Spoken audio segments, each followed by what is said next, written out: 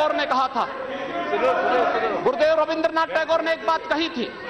उन्होंने कहा था, अगर भारत को समझना है, अगर भारत को समझना है, बैठ जाइए आप, कल तो बात करते हैं महोदय। उन्होंने कहा, गुरुदेव रविंद्रनाथ टैगोर ने एक बात कही थी और उन्होंने कहा था कि अगर भारत को समझना है तो हमें भारतीय अस्मिता को पहचानना पड़ेगा, और भारतीय अस्मिता को पहचानना है तो स्वामी विवेकानंद के बारे में आप जान लीजिए। स्वामी विवेकानंद ने एक बात कही थी कि गर्व से कहो हम हिंदू हैं।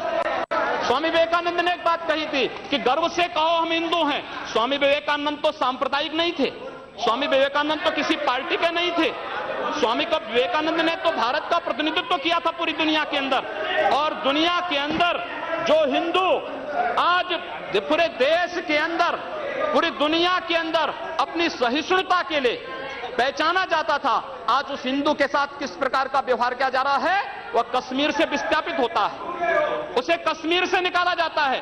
एक भी बार इस सदन में चर्चा नहीं होती है, इन लोगों का मुंह नहीं खुलता जब कश्मीर से 3.5 लाख की संख्या में कश्मीरी पंडित निकाले जाते हैं, तब ये लोग नहीं बोलते।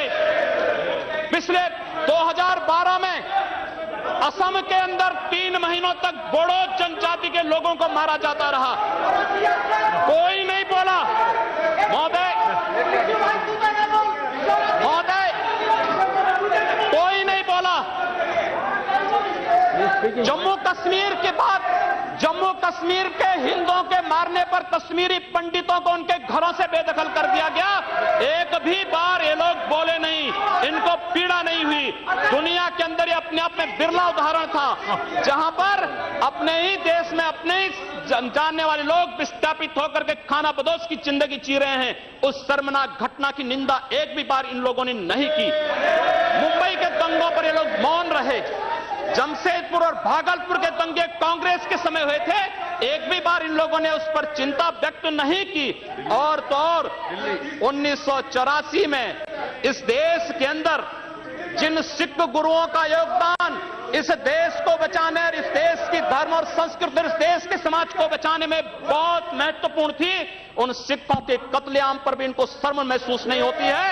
और आज लोग इस देश के अंदर बात करते हैं सांप्रदायिक सौहार्द की, इनका पूरा चेहरा सांप्रदायिक हिंसा से रंगा हुआ है, सांप्रदायिक एजेंडे से रंगा हुआ है। और इसीलिए बंधु महोदय, इस देश के अंदर असम में क्या हो रहा है, बांग्लादेशी घुसपैठिए इन लोगों के अपने हो गए, और इस देश में लाखों वर्षों से रहने वाला समुदाय पराया हो गया। इस देश के अंदर महोदय, असम में बांग्लादेशी घुसपैठियों के कारण Kokrajhar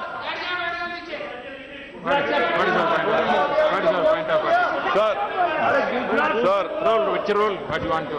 Under Rule 376, sir, the honourable member, while giving statement in his speech, he mentioned about communal rights.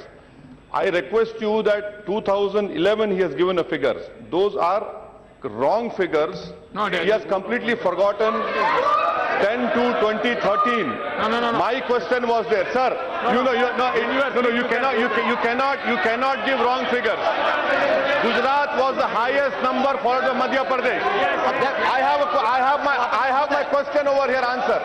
I request you to check the record. Please. Sir, Please speak it. Please. Say. No. Please. See, unmute my leg. See, on my leg, please. See, the member is speaking and giving some figures. You are disputing that figures. No. In your speech you can say there is no ruling. There are not out of. During your speech you can speak. You reply that. During your speech you can counter it. Not when your term comes. You at that time can dispute it. You continue. You can nothing will counter. उपाध्यक्ष महोदय, सच्चाई कड़वी होती है और कड़वी सच्चाई लोग स्वीकार करने को तैयार नहीं, क्योंकि लोग उस बीमारी से स्वयं त्रस्त हो चुके हैं जो बीमारी इन्होंने पूरे देश को दी है।